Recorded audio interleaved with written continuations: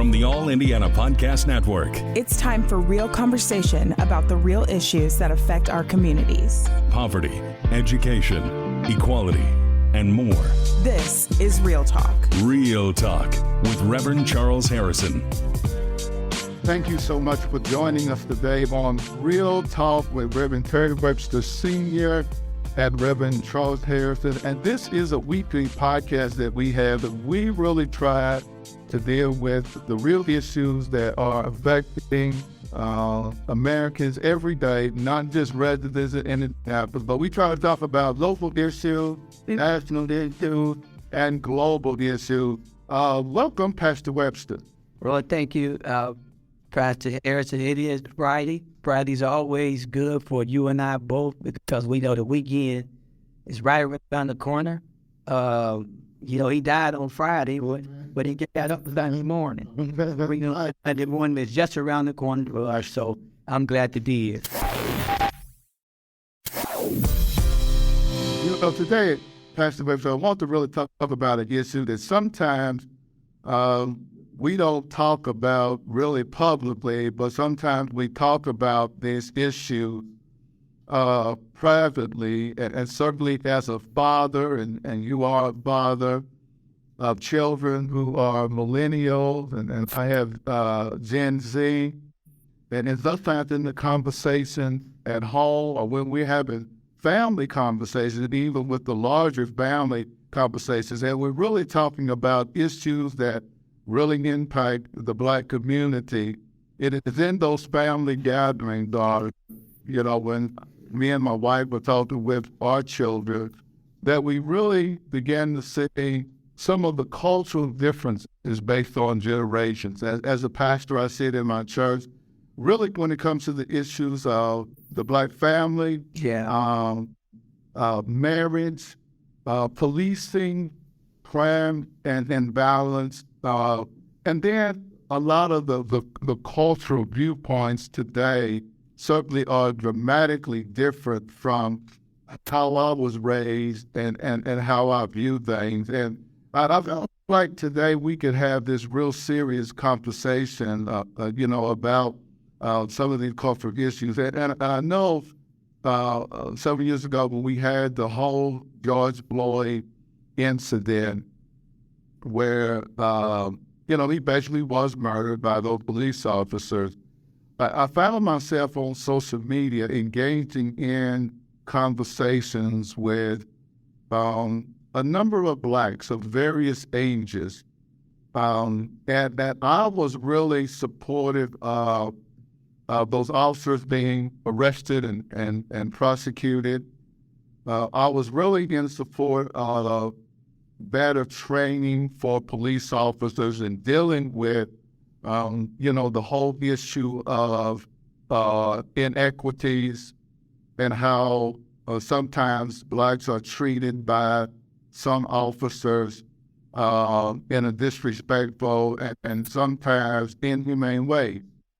I was really supportive of that. What I was not supportive of was the whole concept of defunding the police, reimagining police, getting rid of police, because from my perspective, and at that time I was, in my late 50s, I felt like that the dismantling of police was going to have a disproportionate impact on Black communities and lead to more crime and violence. And I felt like there was a much better approach to it, but certainly my children and younger people who were really supportive of the Black Lives Matter movement had a different perspective on that. And then in listening to older people who probably were more the silent generation, World War II generation, they had similar kind of viewpoints that I had. Certainly all of us as Black Americans were just horrified by what we saw, in Minnesota and how George Floyd was basically treated in an inhumane way that led to his death. But there was agreement there, but there was difference from there on the best way to handle that. And that's just one, topic that I want us to get into. And I did feel like that with Generation X and millennials and Generation Z, they certainly had a different perspective on that. Well, thank you, Pastor Harrison, for the leeway into this conversation. First and foremost, let me say there was a lot of things that I did agree with the Black Lives Matter, and still do to this day, because obviously Black lives do matter. In fact, I got out there myself, several of my church members, my brothers, and we got out there. We got with the Black Lives Matter, not so much them, but we did get with the protests, because we believe that the protests were necessary, especially in a nonviolent way. And here in Indianapolis, it was demonstrated. There was some things that got out of hand, but for the most part, because we were out there, we were right out there. I do think that it took the younger generation, because you and I, the baby boomers, and those who were before us, we just didn't have the juice or the synergy to get out there and create. We don't have the social media influence that these young people had to bring national attention. When I sat in my home and I looked all over the country, Atlanta, Los Angeles, Detroit, and all Minnesota, and there was young people. And what I so like is that it just wasn't one culture of people; it was a more diverse culture of people highlighting the issue. So as we talk about now, I certainly was not for defunding the police. I'll never be for defunding the police, because if you take away the law, you have lawlessness, and we know what happens there. So the scripture supports policing. However, I do think that bad police need to be weeded out and meted out and get just due. But so I really was inspired. In fact, my daughter went down there with me. Now, what did transpire on a Sunday afternoon is that we were down on the circle. Of course, Algie Williams was down there with me too, and Williams. We were down there on the circle. And when the police started throwing their tear gas, that just kind of caused everyone to disperse, including Olgin and Aaron, myself, my daughter. We got some of that tear gas. I think that there were better ways to do that, and those are conversations that still need to be had. But as it relates to the Black Lives Matter movement, I can get with some of it in terms of these young people hitting the streets and making a difference, because it was their voices. To be quite honest with you, it was a lot of their voices and their movements that really highlighted the incidents across the country. But as it relates to our culture, one of the things that I'm seeing more than anything is that we just don't like each other as a culture. I'm watching that. I'm watching that grow. I'm watching that develop. So you made the statement that you don't think maybe we like each other. Yeah, and that's a good term for that. Well, it's a good, yeah. So is that something new? Is it something that has developed more over the years? I would say that it has developed over the 62-year time span that I've been in existence. Yeah. When I was coming up, everybody was high. We walked past a female. We walked past a mother. We walked just past the individual. I was always taught to speak, to have a good mannerism. But today, and I'm not going to even put this on the younger generation. This is your generation and my generation now. We walk past each other. We won't even speak. Black men walking past each other won't even speak. So I made it my point, and I make sure I point it out wherever I go. Because I was no better than no one else. I was playing into the same thing that you weren't speaking to me. Then I had to catch myself. And I began to think, wait a minute, that's not how I was raised. And then I started telling myself, manners don't cost you nothing, which they don't. Manners are free. So I think when it relates to culture, we got to get back to a place where we like each other, because I think it's disintegrating within the Black community. I wonder, sometimes, Pastor Webster, in the 1950s and 60s during the Civil Rights Movement, and certainly there had to be different perspectives within the Black community when it came to the whole issue of addressing, segregation. Okay. And, the fact that Blacks were considered second-class citizens, what happened when it came to the bus boycott in Montgomery.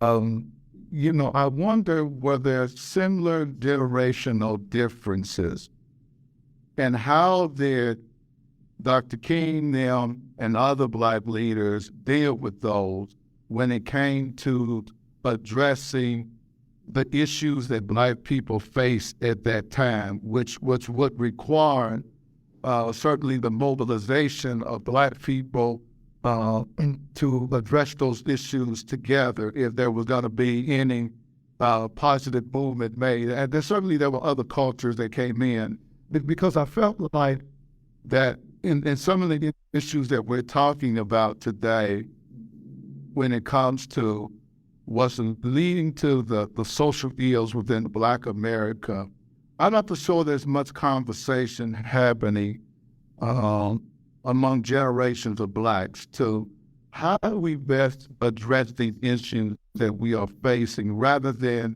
each of us having our own viewpoints and kind of working in our own silos. And there doesn't seem to be any togetherness to really tackle them. And we tend to deal with them decade after decade, and we don't really seem to see any much improvement. I think for me, one of the things we have to do, Pastor Harrison, is use our places of influence. Actually, and I can't help but go back to the church. The church was all things to all people, but of course you had family too. Right. And you always want to have family even before church.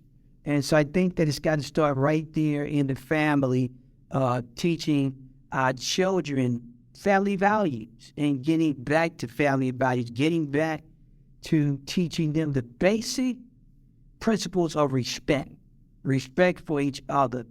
And so use our places of influence to tell our, listen, mentoring, it's a deep cry now in schools, churches, communities for mentoring. And mentoring our young children, because that's the generation, those are the people that we got to pass this state up called life on to. And so we talk about how do we mend that and these social ills. I think it's got to start with one conversation, two conversations at a time.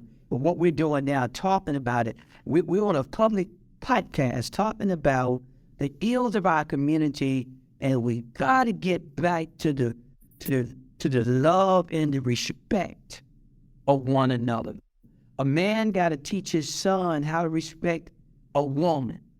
A woman have to be taught, a female need to be taught how to respect them both. Every Black man is not a crook. Every Black man don't let your skirt. Every Black man, no, we got to teach the values and the respect and use our spheres of influence to do. So, but have we lost that today? And has time passed us by where those bad things don't exist anymore? That's a good question.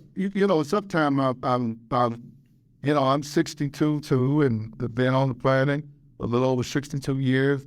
And sometimes, are the old ways gone?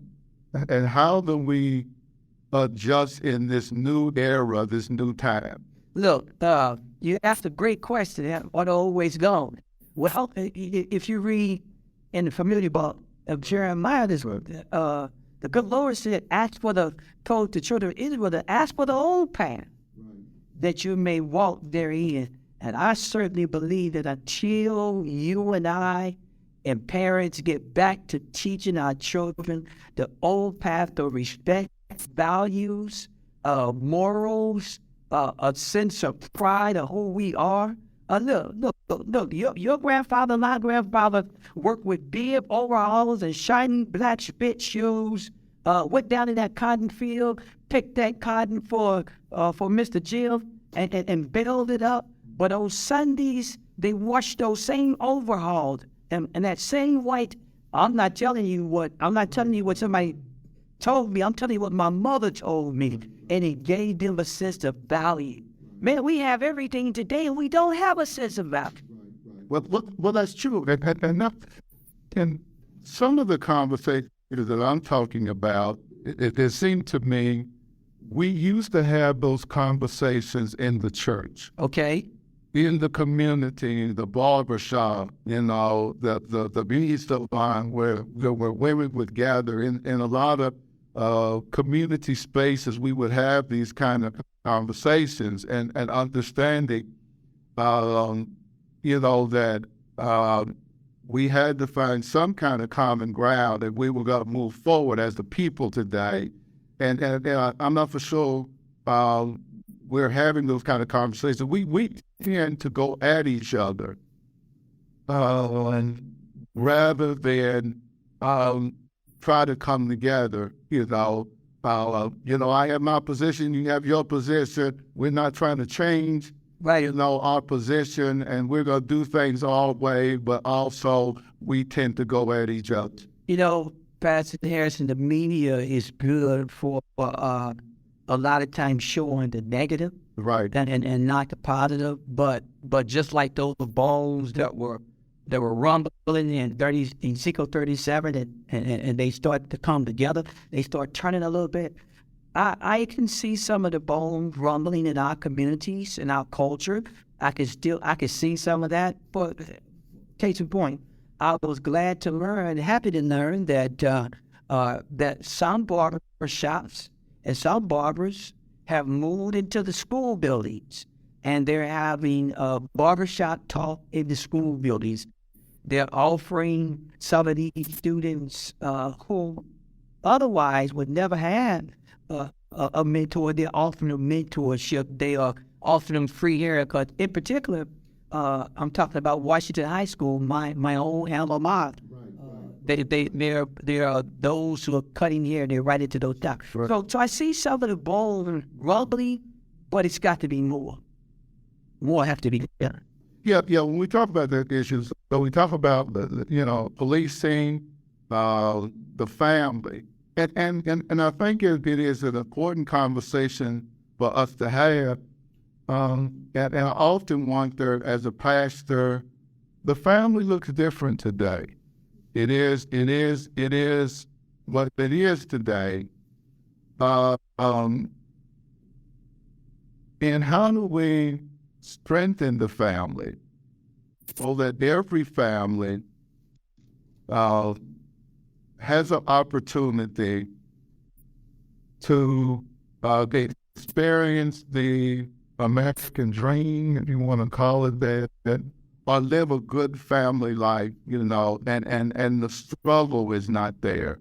I would say, I think it's more challenging today with the way the family now looks. Well, in that regard, we talk about the American dream, and every family have access to the American dream. That's still an issue that we've been fighting for a while. We haven't got our meal yet and all that. But be that as it may, I think still that we have to still come together as a community to see how we can talk about how do we get the American dream, hold the powers to be accountable, and make sure, here's this word again, and make sure we have equal and equitable access to the American dream. So what if people do follow those values? And I agree with you, well, to fight for it. But is there any accountability on our part, on Black America? Have we contributed to some of the lack of advancements that some have made in the Black community, because we have Blacks who have done extremely well, I mean, we're seeing it particularly among Black women who are doing some extraordinary things, particularly the number of Black women that we're seeing, go to college, get their degrees, grad school, get their PhDs, their doctorate. That number is expanding, and I see some wonderful things, but then I still see the masses over here that are still struggling. And there's no real conversation, I feel, as me and you were talking, how do we help the masses, and pulling them out of poverty and hopelessness, where they can fulfill their God-given purpose in life and being productive citizens who are very gifted, but certainly it seems like for many they feel like they have been dealt a bad hand in life. That's a good question, Pastor Webster. Obviously, you and me both know how to help the masses and everything, because we don't go to the gospel. Right. Others may not want that. Others may not want the gospel. They may say, "Hey, man, I don't need the gospel. I need a job. Or I need this. I need that." But I think the first thing's got to start again with the value of human worth. Okay. So we got to let the masses know that you work something. There's value to you. Right. And then begin to show them that value, whatever that looks like. So how do we help the masses? We have to I think start with their self-worth. Yeah, because I think we haven't had that, real conversation. Because my perspective is certainly going to be different from my children's. Actually, it's going to be different. And certainly my mother,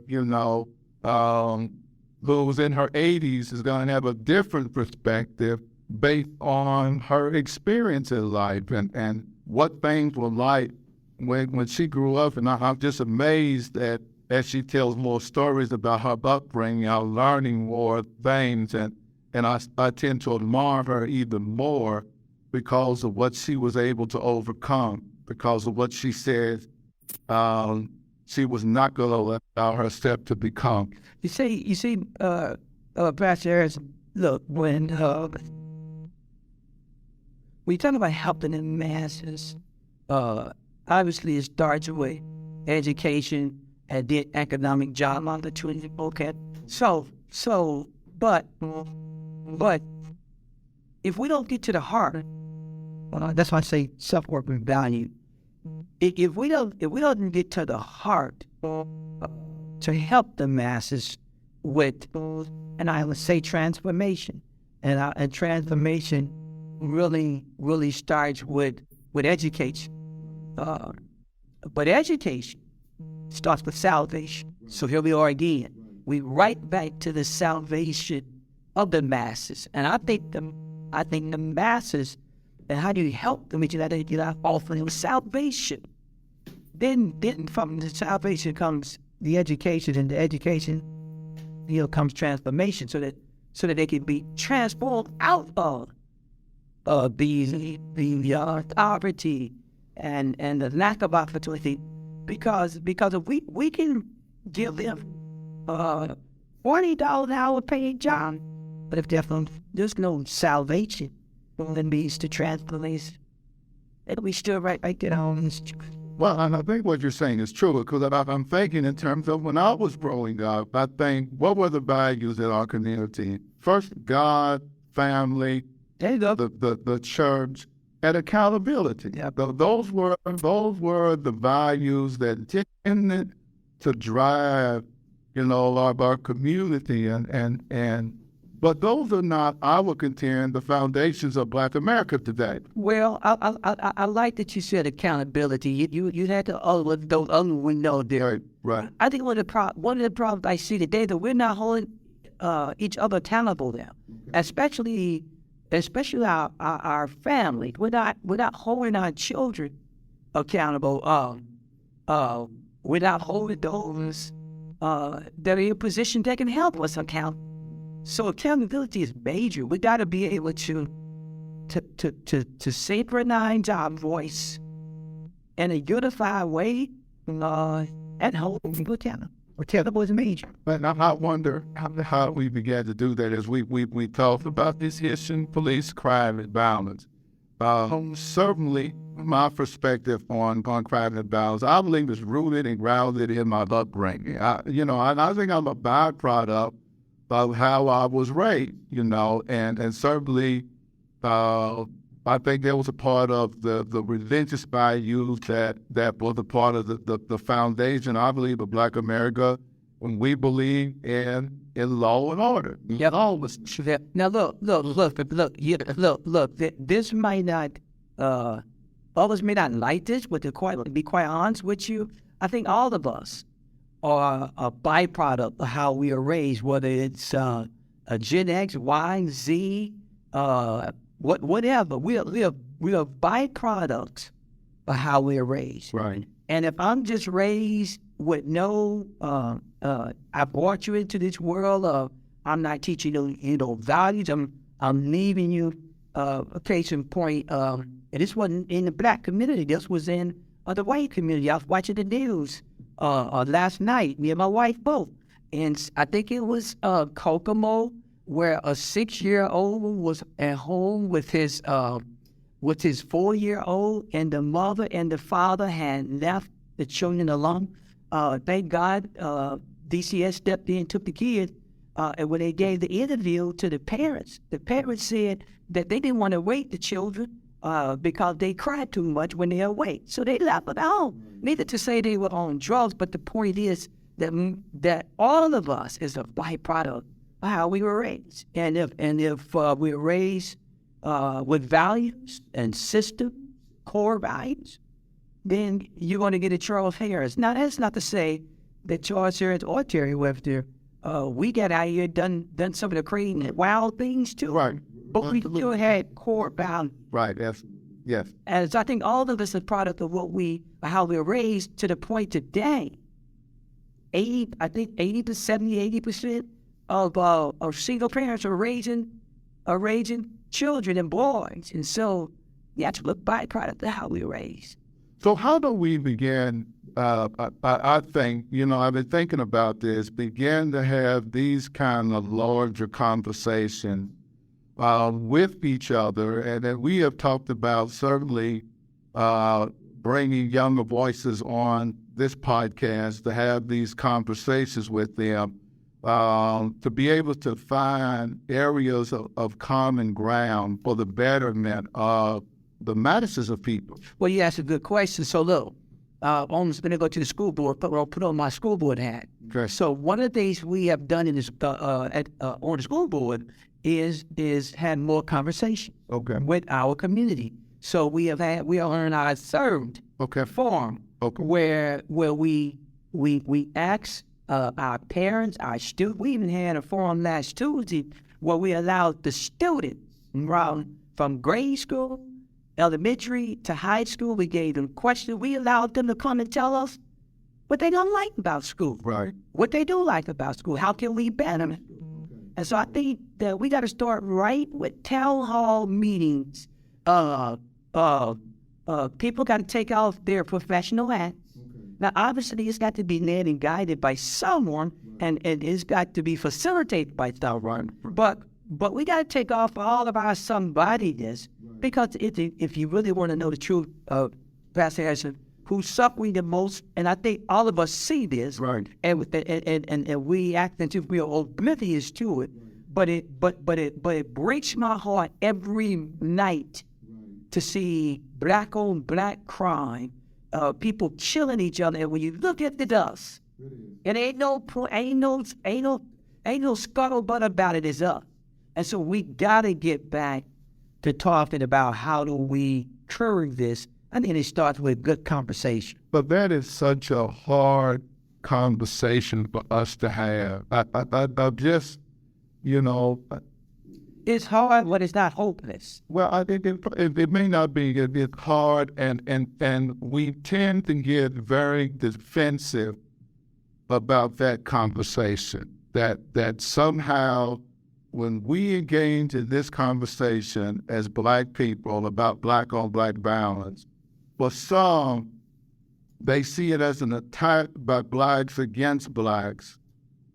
But the numbers say that disproportionately we are inflicting more injury and death on each other based on numbers. So what's the impact there? The race of people. I'll respond to that before I forget, because you heard you on that. We hear get mad.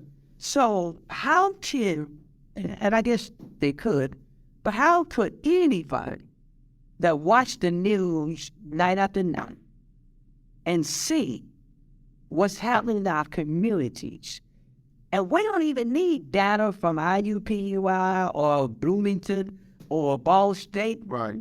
We got our own data just looking at it. Right. How can anyone that see us gunning each other down like dogs in the street, how can we get mad at that without wanting to offer some solution? How? I'm puzzled. You got to help. Well, I don't know, because we can tend to, if Pastor Webster has a solution and Charles Harrison has a solution, maybe our solutions are different, but it's based on our worldview, based on our own experience. Okay. So then, when we talk to each other, how come we can't find areas of common ground in the midst of that?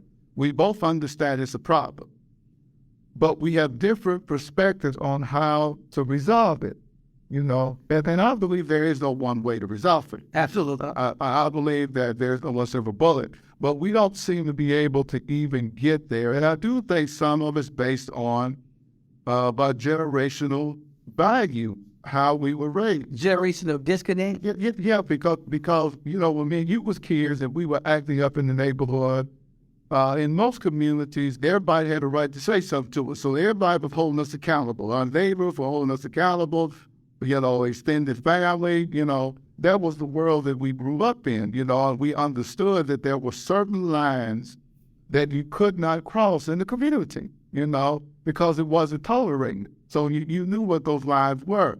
So you would get in trouble out the street, and then they made the phone call home, and then you get in trouble at home.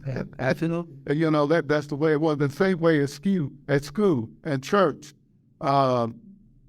You would get a whooping in church, if you was acting up, because you was held accountable. We're in a different world. Well, Pastor, look, it's got to start with our children knowing that we love and care for them. Okay. It's got to if they don't know that we love and care for them, we don't earn the right to go no further. Right. But when they know that we love them, we care for them. But I love enough to tell you the truth, and I love you enough to tell you that you're bringing detriment and harm to yourself. Look, my wife got on me, wanted to beat me up several times. I recall one time when we were driving down the street in Hallville. Right. And there was a fight. Right. I stopped two young high schools. I stopped my car in the middle of the street, jumped out my car, and got between these two young boys and broke the fight up. Right. One of the young boys had a big old fat knife. Right. But I didn't even tell my life. I just saw that these two boys, harmed themselves. Right. My wife told me, man, you wanted to stop that. Right. If she was saying it, she'd tell you that. Our kids got to know that we love them, and we love them enough to help them to not do harm to themselves. Well, I think, your example is an example. I remember, being downtown one time and a fight broke out, and I automatically ran and got between the kids. Well, that was the time and generation that I grew out of. Well, it's much more dangerous to do that in the times that we live in today, but that was based on my upbringing. And part of what I feel today is that I think their value in all of the generations, and we bring something positive to the table, whether you are from the World War II generation, the silent generation, baby boomers, Generation X, millennials, Gen Z, now Gen Alpha. And I think together we can learn from each other and come up with solutions to the dilemma that we're facing as a people.